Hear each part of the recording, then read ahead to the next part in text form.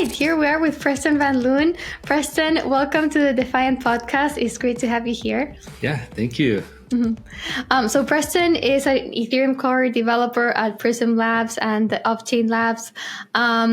But this time we are here with Preston because he is the plaintiff in the Tornado Cash case, where you basically took on OFAC and won. So really exciting time. This week, a federal court in Texas lifted sanctions on the crypto mixer Tornado Cash, thanks to the lawsuit that you brought against OFAC for bringing, for banning this service. And so, it's a kind of major step for smart contracts based on open source based projects, privacy-based projects, and I want to talk about all that, what's next, also kind of the more crypto-friendly shift that we're seeing in the US, so lots to discuss.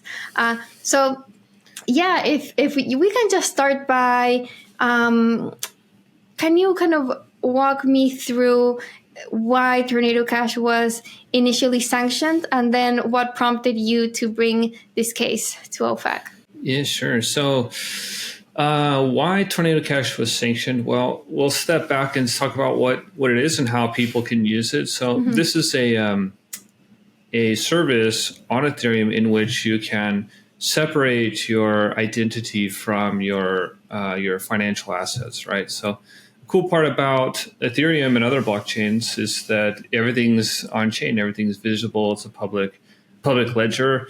And when it comes to your entire financial history, that's not always something you desire to be public. Maybe you want some kind of privacy, especially online. So there's this tool that was written and invented in 2019. I launched in 2019 called Tornado Cash. And the idea was that you can anonymize your funds by basically putting it into a pool, an anonymity pool, so it's anonymous. And when the funds come out the other side, you can't really connect it back to the original deposit. Specifically, it works in the case of Alice. Alice has one ETH that she sent it to Alice.eth, and she wants to create a new account that's completely detached. So she will create a secret. Then she'll submit the deposit to Tornado Cash with a commitment to the secret, basically a hash of the secret, so not revealing the whole thing. And then sometime later, when she's ready to withdraw this funds, she can provide a zero-knowledge proof that she has an unspent secret, but not revealing what exactly that secret is. And that is a claim to, let's say, 1 ETH. This could be the 1 ETH pool. So you have a claim to the 1 ETH pool, but you're not able to look on chain and associate that withdrawal with any particular deposit. You can reveal the path if you so wanted to, maybe for compliance reasons, say, I want somebody to know how this funds are connected, but I don't want everyone to know. So that's sort of the idea. Now, that's a really powerful tool. We see people that want to be anonymous online, or people that want to, maybe they're crypto founders or OGs from Ethereum. So they have a significant value in crypto, and they don't necessarily want that to be public. In fact, you've seen, people attacked. I think someone was kidnapped this week. Yeah, the CEO of Ledger, he lost a finger. Yeah, a finger. There's really important reasons why you'd want to be private on chain. Yeah, lots of legitimate and legal reasons to be using this tool, and it's just a tool. The problem started was when criminals started to use this tool for illicit money laundering. The theft of funds is itself illegal, and so is the attempt to make illicit funds legitimate through money laundering. That is also illegal. But the use of this tool in itself is not inherently illegal, right? But the the Treasury office, the OFAC office, wants to do something to try to curb this activity. They claim it's all illegitimate, and that placing sanctions on it will, prevent U.S. people from engaging in that kind of activity. So that's sort of where I think the big trouble started, and that was in 2022. I think early in the year, maybe like March or April. I don't recall. And that, why this is so significant, I think, is that this is, to my knowledge, the first time that a piece of software has been sanctioned. It's not property, right? It's like considered free speech. It's like the language itself is the contents of the smart contract have been sanctioned, and that's just like for a lot of different reasons fundamentally wrong. I disagreed with that. So when there was this opportunity to bring a suit against the U.S. Treasury and the OFAC office, I couldn't think of a better way to contribute to online privacy rights and just setting this right of like we should have this fundamental right of privacy on chain. And I am also worried that if this were to what precedent this sanctions could set, if they can sanction software anywhere, then where do you draw the line? What's next? Like it could be dangerous for future innovations that we haven't even thought of. Absolutely. Can you tell me the backstory of like how the lawsuit came about? Like, because it's like 5 other plaintiffs, I think. Yeah. Like, how did you organize? Like, how did that happen? Yeah, there's 6 of us named plaintiffs on the case. And the way this came about was a friend of mine at Coinbase, Victor Bunin. You probably know him. Yeah. He's a really great guy, a really nice dude in the space, and a really good friend as well. If you're lucky enough to call him a friend, it's a really great thing. He messaged me one day and said, hey, hey, I'm looking for people who have used Tornado Cash. I want to talk about how you used it and these kind of things. And I said, sure, yeah, I've used it. I thought it was a cool project. My personal experience was I put in somewhere between 1 and 3 ETH, just sort of like testing it out. And I kind of left most of those receipts there. I took one out to see that it works. It's real. It's not just vaporware. And then I thought, I'll keep these other 3 receipts for a rainy day. So when the sanctions came, I thought that money was burned. I didn't want to self-report that. I think the OFAC office said, well, you technically can use it. You just have to tell us every time you use it. And then if you ever receive funds from a Tornado Cash account, you have to report it for a year. So like right after sanctions, people are getting trolled by just getting dusted with Tornado Cash. And now they have an obligation to self-report. Anyway, Victor, he said, hey, Coinbase is interested in doing something about this. They're trying to find people that are willing to step up and put their name out there saying that they have legitimate damages and take on the U.S. government. And, he didn't make it sound like it wasn't daunting. It was kind of like a David and Goliath thing. And I said, you know what, like, I'm here as a Ethereum core developer and somebody who strongly believes in Ethereum. And I thought if there's some way for me to leverage my position in the community, position in Ethereum for even more good, then I wanted to do that, even if there was considerable risk by doing it. So I said yes. And then Victor said, okay, we'll be in touch. I'm looking for more people, specifically people in Texas. That's where they wanted to do the court filing.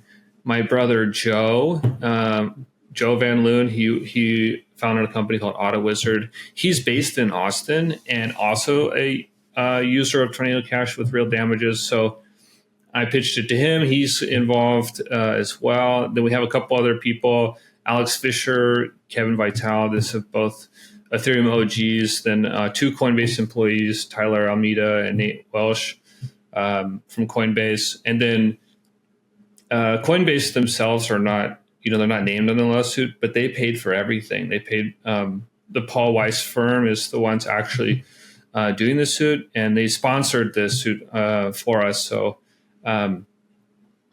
all I had to do for this was to put forth my damages and sort of explain my story to the legal team, and then sign an affidavit for that, and that was it. I didn't have to appear in court or anything like that, so it's a pretty easy lift for me. But I was really, really happy to do it because it was important. I felt it was the right thing to do. Definitely. I didn't know Coinbase was sponsoring this. That's super interesting. Yep. Yeah, they paid for everything. Yep. They're bringing like such a big fight for, just like lobbying with their own lawsuit. So yeah, they've become a major kind of force for good in crypto, I think. I agree. They're doing really great work there, with their products they offer, as well as on the legal side. Like they're the ones in the US, I think, pushing the most for sensible regulation and rules like that we want to follow and comply with. But I think sensible is the word that we're looking for. Yeah. The key word. How can you say how much this costs? Like how much does it cost to like go against the US Treasury? I wish I knew. I imagine it's hundreds of thousands of dollars. Like these cases, I can't imagine being cheap.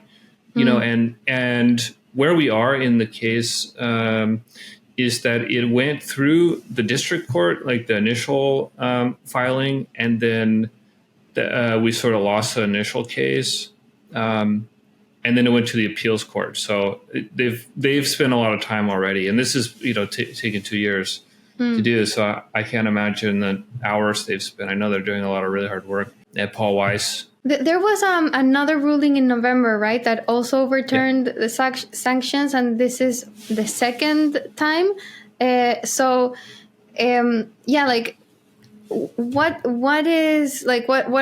the timeline there? Like, how many steps do you need to get through until you can actually say, okay, like we're in the clear? Yeah, we're not in the clear yet. That's important. We still can't use it as U.S. people. So what happened this week is that, right, so it went from the district court. We lost the case there. It went to the appellate court in the Fifth Circuit.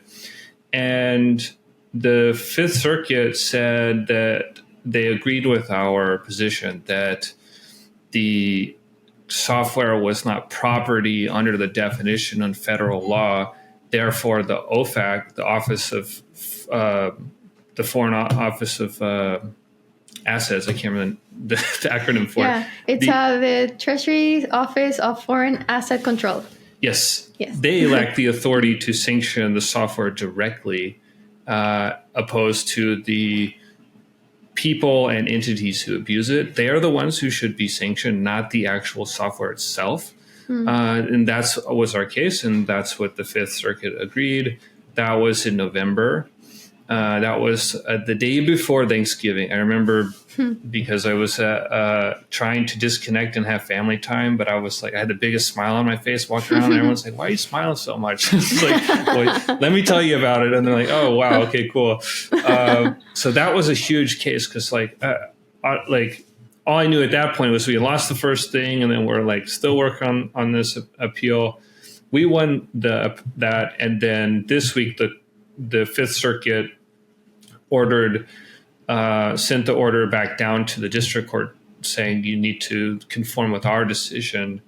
And then at that point is when the Treasury and the OFAC office has an obligation to delist these contracts from their sanctions list. But that's still not quite the end of the road. So they do have until sort of towards the end of February to appeal then to the Supreme Court, so it can go to a higher court. From what I've heard, or like the speculation is that it's unlikely that the government will seek that appeal, because it's also unlikely that the Supreme Court will then reverse the appellate court's decision.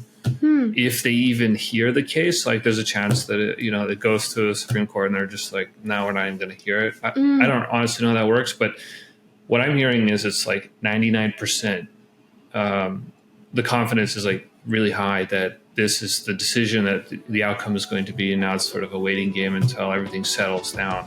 The Stellar Development Foundation's Build Better campaign invites you to transform your innovative ideas into real-world blockchain solutions.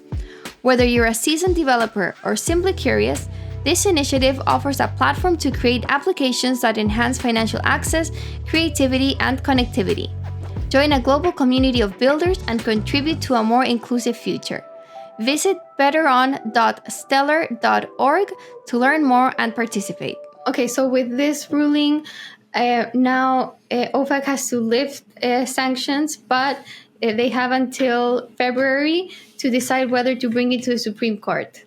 Yeah, exactly. Yeah. And even if they do appeal or to go to a higher court, they may still be obligated to lift the sanctions temporarily until, if they were able to reverse the decision again in their favor, then they can reapply the sanctions, but they soon will be obligated to delist them. I don't know the exact timeline, but it's sounding like it will be in the next week or so. Oh, okay, so soon. Pretty imminently. Yeah. Okay. And with sanctions lifted, then people in the U.S. are free to start using Tornado Cash again without having to report or anything. Yeah, it's how I understand it. Don't take this as legal advice. I'm not 100% sure. That's what I'm waiting for personally. I'm not touching anything until I see the updated sanctions list without that information on it. And then I think at that point, it's no longer considered blocked property for U.S. citizens or entities or businesses. So at that point, it seems safe to use. I don't know all the implications there. I don't know if you still have to report. I don't know if it's still if Circle is going to lift their constraints, because when the sanctions came in, they said we're freezing all USDC that's in these accounts, because Tornado Cash is not just ETH, but it's a some set of ERC20 tokens. There's something like $75,000 trapped in there for USDC, and then of course you can't send USDC there because it's blocked. But we'll see, will there be those other effects? And will places like GitHub lift their restrictions? Because if you recall, when the sanctions came, they deleted all the code. They took it all down because it wasn't clear what it meant about these sanctions, because they sanctioned software for the first time. Is it illegal to read the software? Is it illegal to have a copy of it? Is it illegal to use it as a U.S. citizen? Compile it? Where was the line? They clarified pretty quickly, said, okay, it's, they're walking back this total censorship and saying we're not censoring free speech, or just censoring the use of the software or blocking the use of the software. So GitHub reinstated those repositories, but in an archive read-only mode. So they're kind of locked in time there. But it'll be interesting to see how quickly things can be restored. The user interface for Tornado Cash has been down ever since, and if you look at the metrics on chain about the usage of Tornado Cash, there is obviously a big drop off when the sanctions came, but there's still somewhere like 1,000 transactions per day or something like that. Between 500 and 1,000 people are still using it, and probably are still legitimate users. So the question we should be asking the Treasury and these people are how much illegitimate crime did you prevent by having these sanctions, and at what cost? Because all I see is that legitimate users were harmed. Illegitimate users don't give a shit about sanctions. They're already breaking all the rules. And if you're talking about nation states, if it's Lazarus Group from North Korea, they don't give a shit. They're going to do whatever they want. So it's what did you actually achieve by that? So it'll be interesting to see when this is all done, and if Tornado Cash is another tool in the tool belt we can use for online privacy and there's just the fundamental rights of being an online citizen. It's so interesting what you were saying, that Tornado Cash is still being used, and I think it's kind of uh, related to the core of the issue of, this is, immutable software that's running in a distributed, decentralized blockchain, that's open source. It's you can't really stop it. People are still going to use this tool, and it's also interesting to highlight that the developers behind this are still in jail, right? Alex Pertsev is still in jail, and that's like obviously like a separate case. I think it's with like the Dutch authority, so that's kind of running on a whole separate timeline, unfortunately. So he still has to, like go through his own trial, and post his defense and so on. But like the fact that this is still running with GitHub code frozen, with sanctions placed on top of it, without user interface, it just proves that this is actually decentralized software that's not being controlled by anyone, that Alex Pertsev, and other Tornado Cash developers are not controlling this. Mm-hmm. So there's, to your point, there's, what do you achieve by putting them in jail and placing sanctions on just software? Hopefully, this helps to just really make that point that it just shouldn't happen. Yeah, in the case of Tornado Cash, and I think a lot of other smart contracts, the immutability property is key here. We're saying this software is unownable, that it's been revoked. They don't own it. No one owns it. It's uncontrollable. You can't stop it. And it's unchangeable. You can't tweak the parameters or anything like that. This code is deployed and it's forever deployed and can never be changed. And it's a tool we use. So it enhances privacy, but the key part is the immutability of these contracts. And I think that's an important point for other builders in the industry, right? Because obviously, when there's a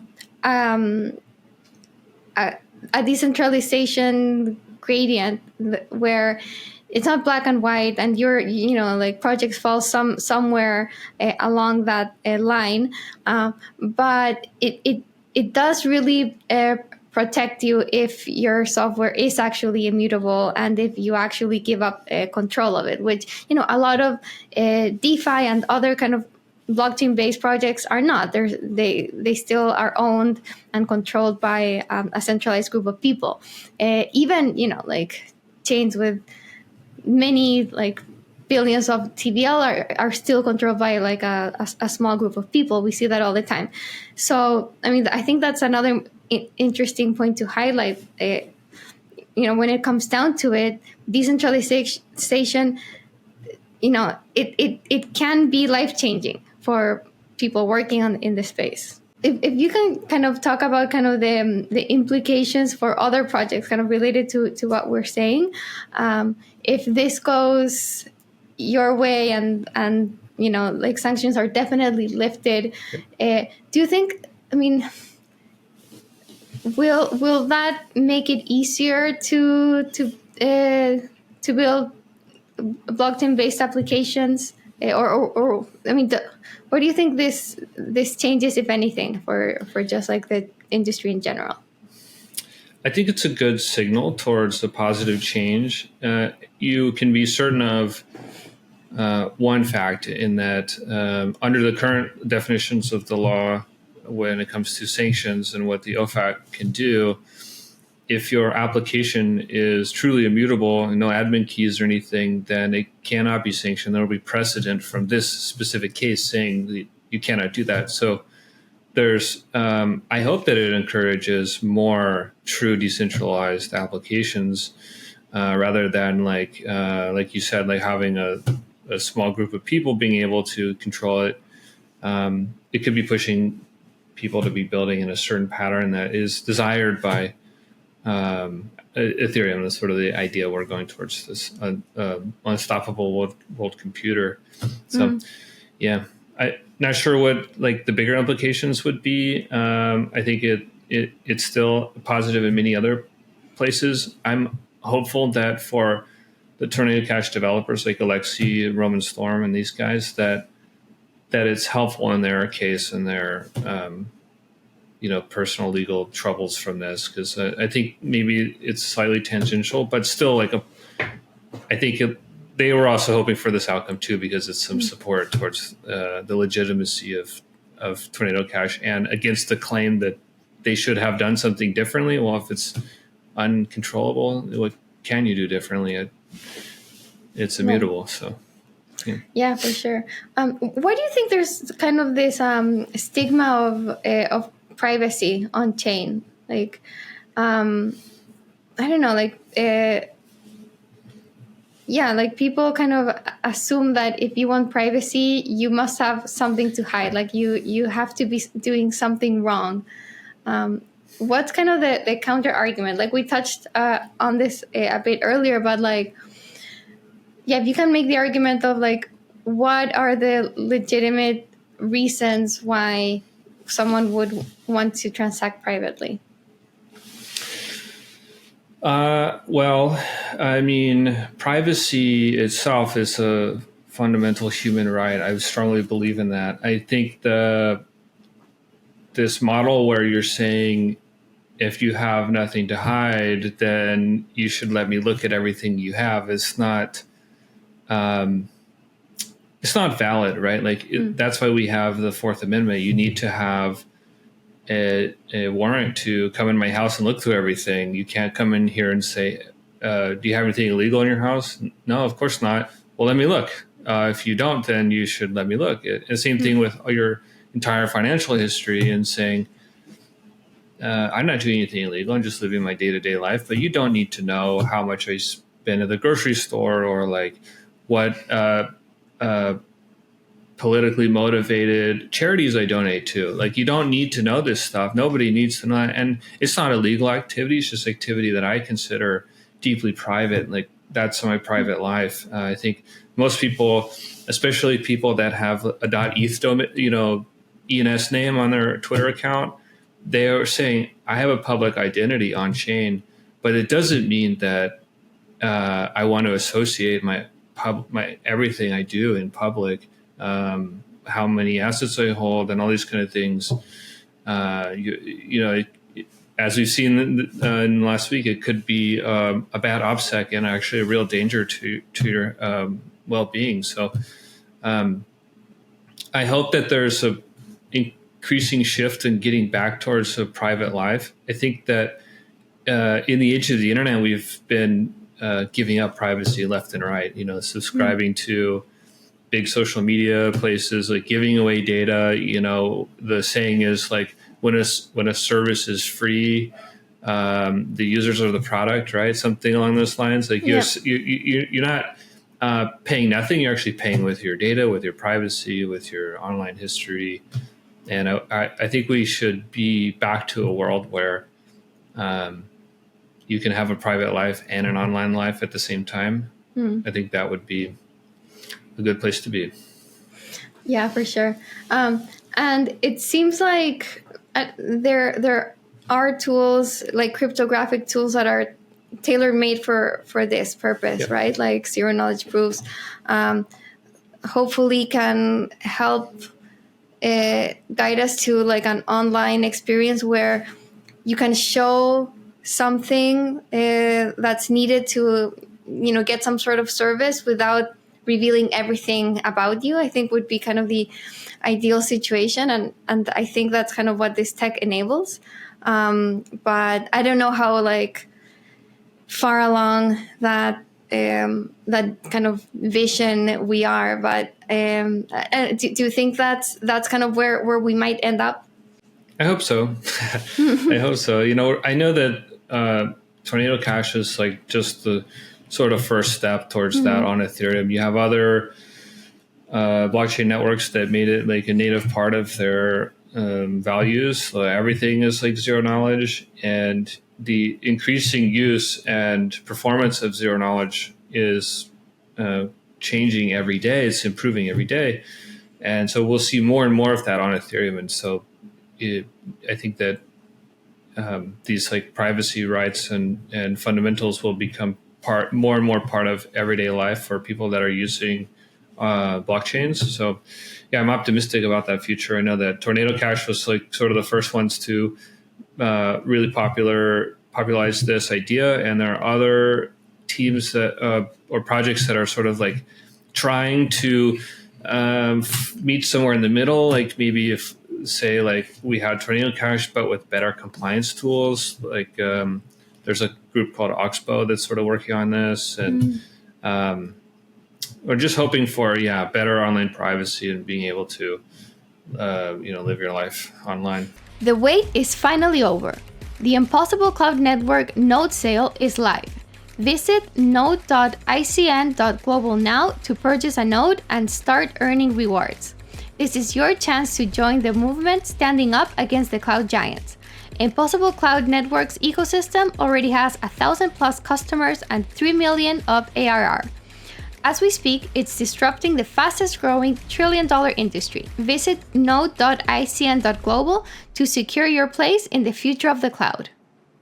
Yeah, it's encouraging to see like so many different kinds of privacy tools emerging, like private, like obfuscated wallets, and like private transactions and all of that. So yeah, I'm also hopeful that we're moving in that direction. And speaking of moving in different directions, this week was also really significant in terms of changes in U.S. policy. Trump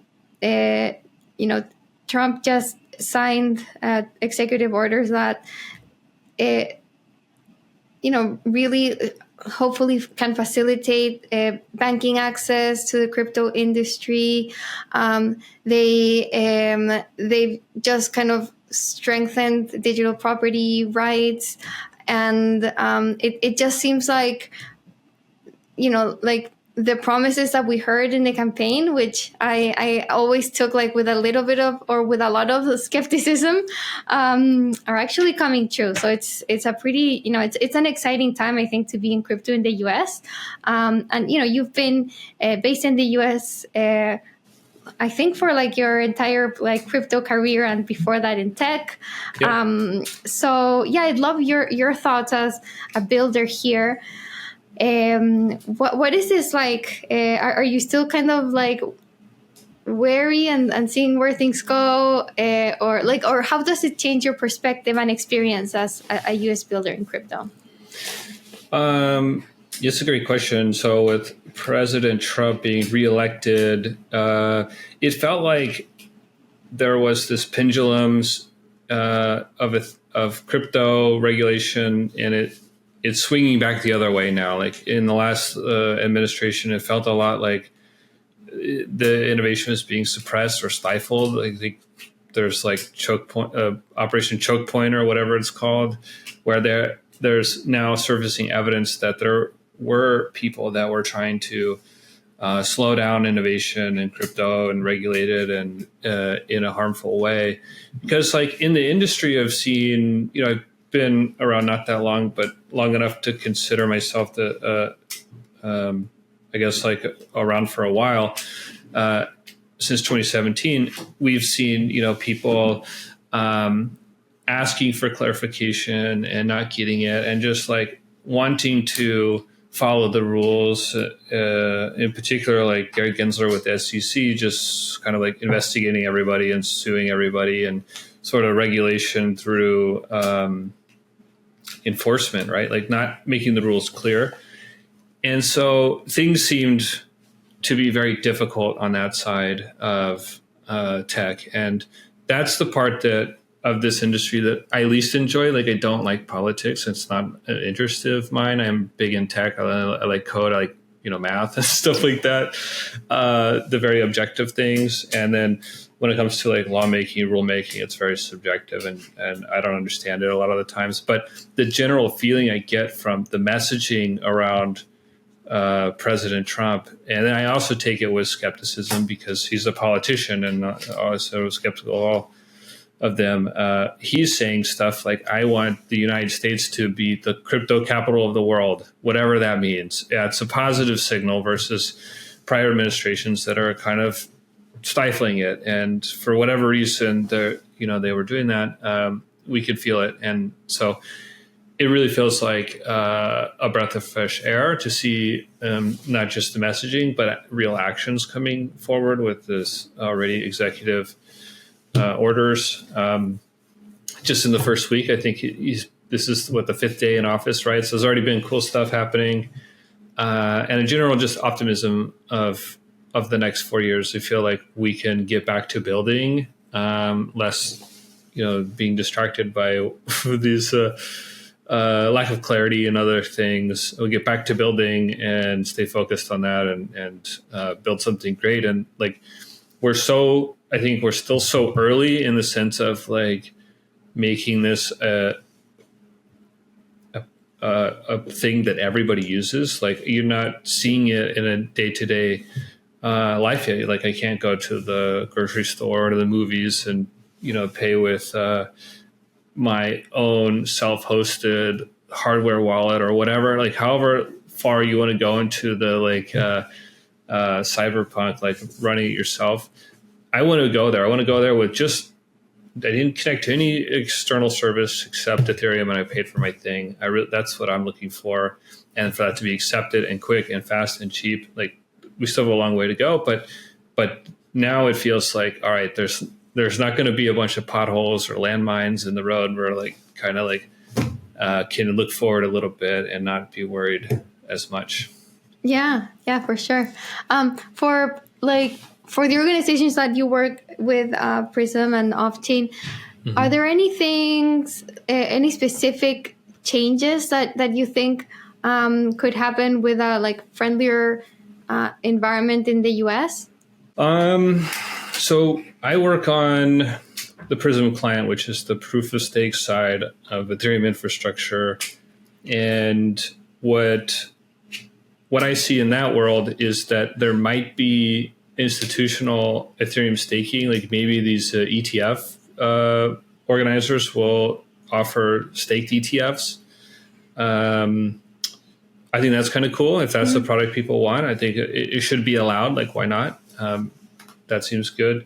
From like a bigger point of view, I think what's good for Ethereum is good for all of the builders in the space, right? So if they're making improvements to regulation of Ethereum itself, I think that benefits everybody, L2s, dApp developers, users, like that. That should be, just having better clarity would be nice. And yeah, I'm again, just big optimism, feeling really excited about the next 4 years.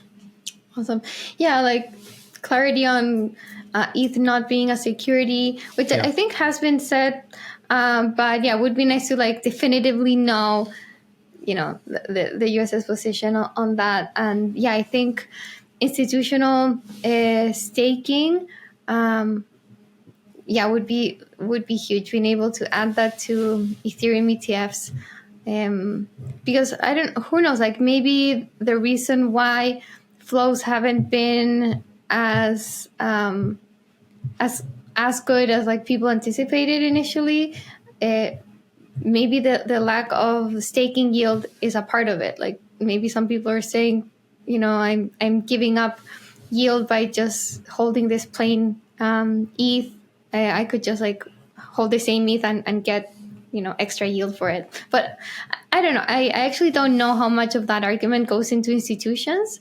But obviously, the same product but with higher yield should be more attractive. So that'd be interesting to see a change there. Yeah, and I think stuff like tokenizing more things. Like I heard BlackRock was talking about, maybe it was BlackRock, I'm not sure, but somebody was saying like, let's tokenize bonds.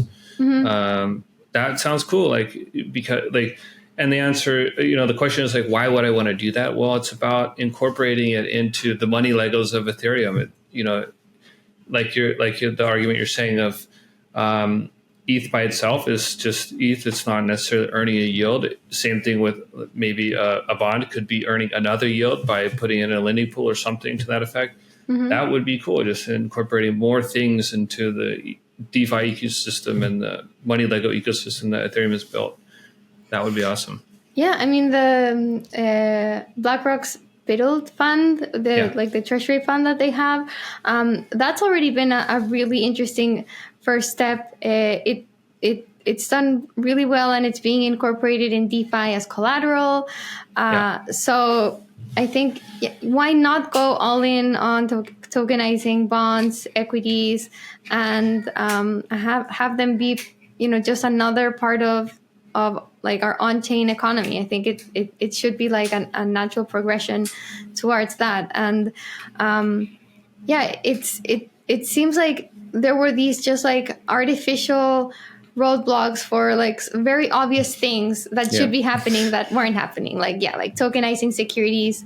I think a lot of kind of the way that projects were built were around like guessing what would diminish regulatory risk, right? Like points systems and airdrops and like not distributing protocol revenue to token holders. I don't know, like all these different kind of decisions, like designs that have come up in crypto have been a kind of direct response to people guessing what the U.S. regulators want.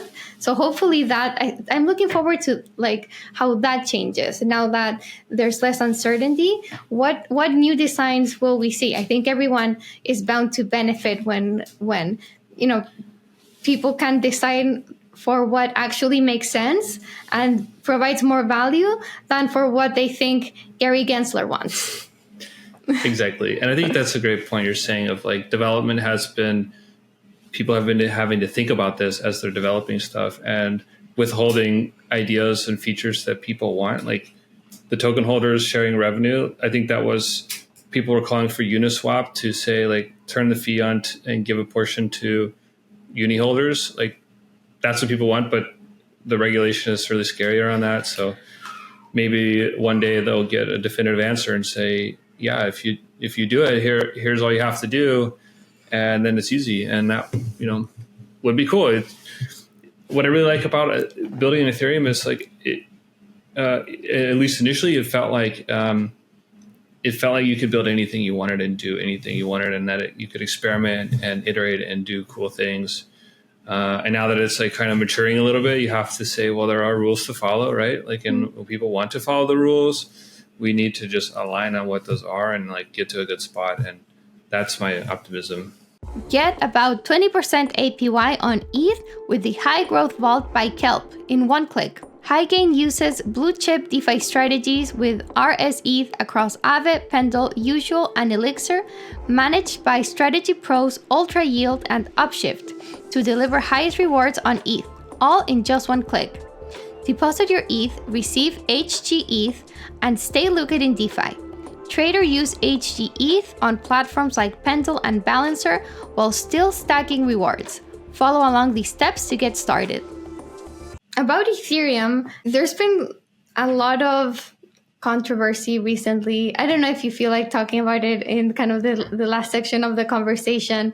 But, I think it's important because there are these it feels like calls for change in leadership at the Ethereum Foundation. I think from what it looks like to me, it feels like the Ethereum community and ecosystem is feeling a lot of pressure from competition for the first time, and that's kind of bringing up all these reactions and anxiety of like performing better and what to do to perform better and what role should the EF have in that, and with marketing, with pushing for a regulation change and like different things that people are want the EF to do, and so there's this discussion of like what the role should be and what leadership should be. And just it seems like there's just like a lot of dissatisfaction in the Ethereum community about like the state of things. So I don't know, what's your take on all this? Yeah. Okay. So I'm happy to talk about this. In fact, I think before a lot of the controversy, I was already thinking about these ideas. A couple weeks ago, or maybe a month ago, I asked, what is everyone so upset about, right? I asked for feedback, specifically, what can core devs do to improve this? Because I think, yeah, the EF is a big part of Ethereum. They're driving a lot of the research, but they're not the only ones. Like if you're saying, if people are saying, okay, well, Ethereum is not doing what it's supposed to do, you can't just point the finger at the EF. It's really everybody's job. ETH holders, core devs, users, dApp developers, everybody's job, right? So asking, what can we do? And I got a lot of really good feedback from people, and it was very constructive, I would say. Like I did hear, yeah, Ethereum needs more marketing, but the context was, well, what can a core dev do? No one really wants core devs to go stop what they're doing and be marketers. That's not really what we're thinking.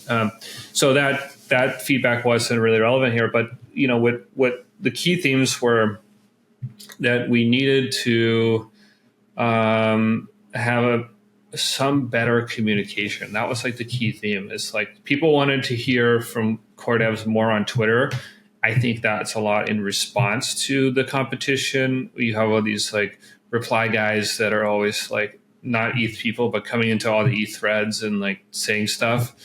And ETH core devs generally are not participating in that kind of behavior. They're just down building, doing the work. So they're not saying, okay, we need more reply guys, but we do need more people to argue in public and in a way that there's the context of the conversation. Everyone can see it. Everyone can enjoy that, justifying their design decisions and sharing more updates, that kind of stuff.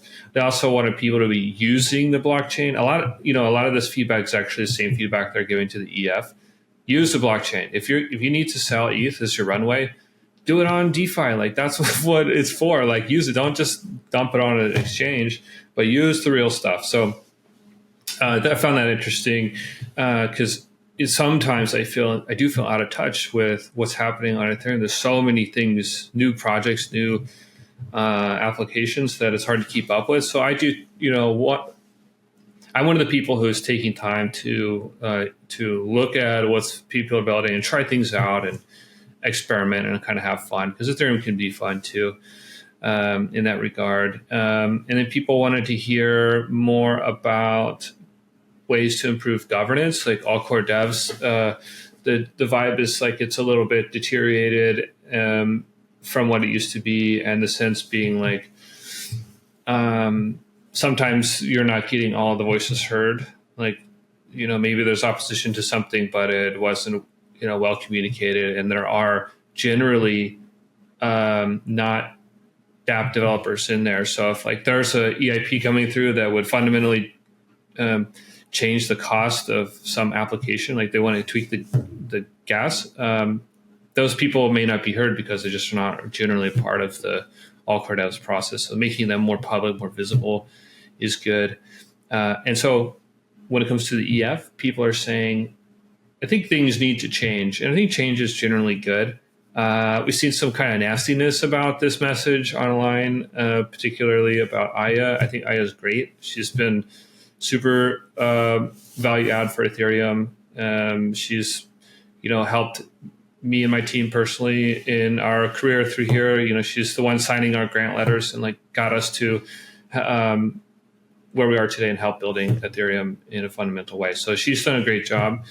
The talk is about, can Danny Ryan come back in some capacity? Danny Ryan was like the shepherd of all the developers who helped get the merge over the line and get the Beacon chain launched, and he was like instrumental in coordinating everybody. So like a natural leader is what we're hearing. So is there a way that Danny can come back and that EF can change up in leadership and to sort of like grow and evolve to the ever-changing demand? Because as you said before, this does feel like the first time there's actually substantial competition, where Ethereum before had this moat that was like, well, we have all the time in the world to get this done, which was frustrating even then before there was competition, that we weren't moving fast enough. And now it's even more so to say, like, look, now you got there's a fire lit and you got to get moving, you got to get doing stuff. So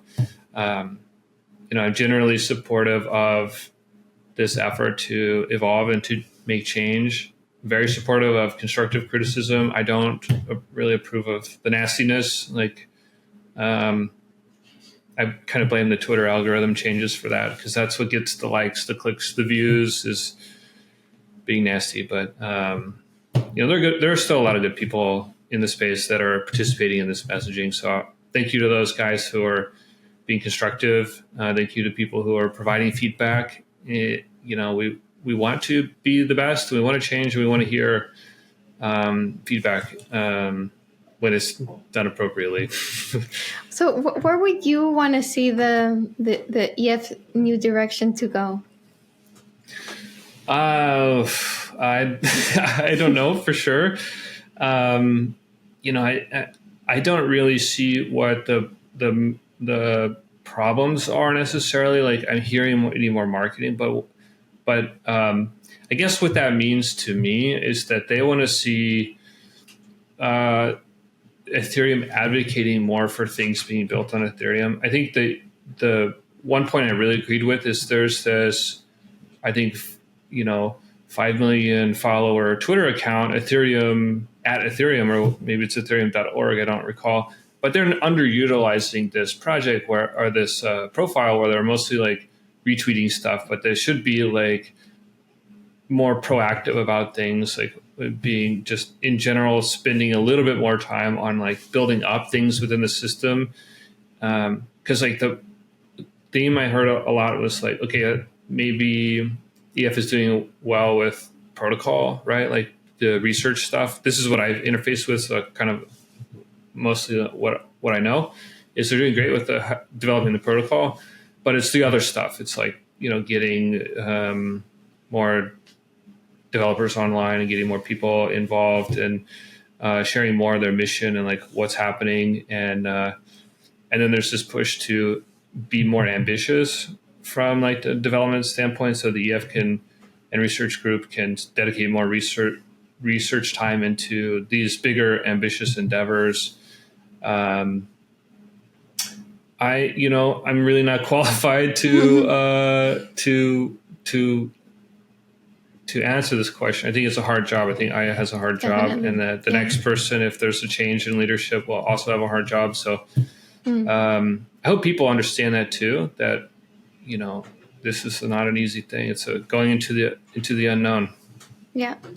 I think it's hard because also, it's Ethereum has become just such a massive entity with many thousands of people building their businesses on it, with billions of dollars logged and also like transacted and volume, and like everyone else around it, like researchers and everyone kind of adjacent to the building and the trading. So it's just like this massive kind of country, if you want to like use the analogy, but it is actually run in a decentralized way where, it's like the EF has some small role in it, but like so do, like you were saying, like core devs, and like consensus has another role, and like all these different participants. So obviously, it's getting to a scale that it's just hard to coordinate, like who should be doing what and whose role should be. But yeah, I just see it as like a natural phase, like a growing pain for Ethereum because it's become so big. So yeah, I'm from like, yeah, having kind of covered and watched Ethereum for years. It just feels like it'll come out stronger eventually. It just like, and I think it's very healthy for all these discussions to just happen online, in the open, even if it can get nasty because, it is the internet, people will be trolls, but I think the outcome will be really positive. I think it's great that these discussions are happening. I 100% agree. I think that Ethereum will win in the end, and that we'll keep building great stuff, and we'll be improving and changing, and there will be some mistakes made, but you really can't predict the future. So that's just human nature.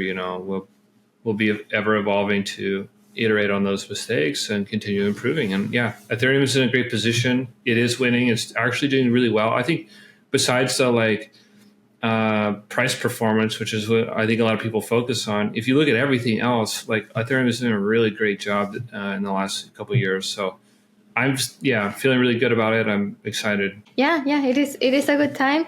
And I guess next thing for Tornado Cash is seeing kind of the sanctions being definitely lifted. Yep. Hopefully the case doesn't end up in the Supreme Court. If it does, hopefully it kind of you win there too, but hopefully we don't even get there and everything is resolved in a couple of weeks, and people can go back to transacting privately there. Yeah, I'm looking forward to that. Yeah. Thanks so much, Preston. This was a great conversation. I appreciate you taking the time. Yeah, thanks for having me anytime.